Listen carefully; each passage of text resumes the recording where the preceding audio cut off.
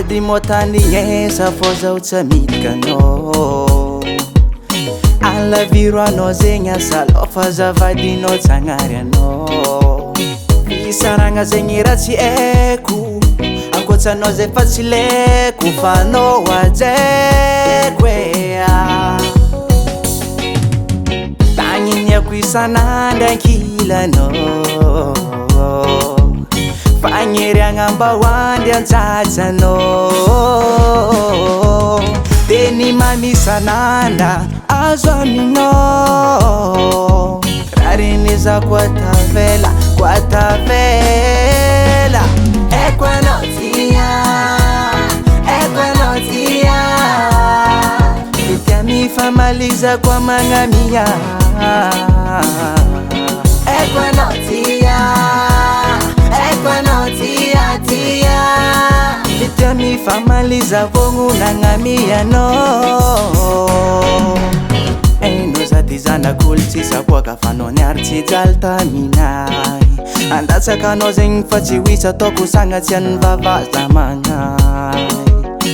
Tam'zanandegny anao enao zady tsy top modele, fa nitiavinao tsy sarakaraka zako ny mamane. Tagniniako isan'andro ankilanao, fagneriagna mba hoandry antsatsanao.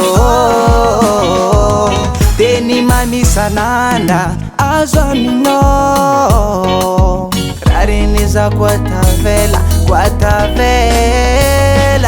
Eko anao tia, eko anao tia, tia mifamalizako amagnamia. Eko anao tia, eko anao tia tia, tia mifamaliza vognonagna anao. Ay ay ay ay ay ay ay ay.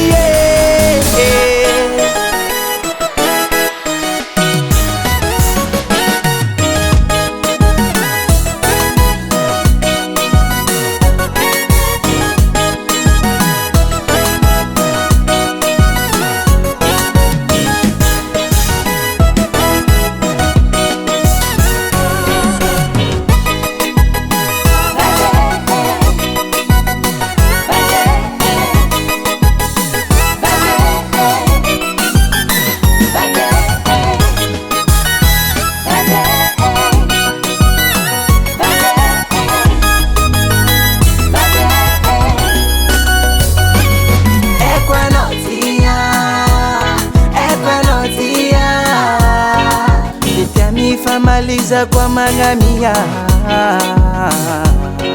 Eko anao tia, eko anao tia tia, tia mifamaliza vognonagna anao.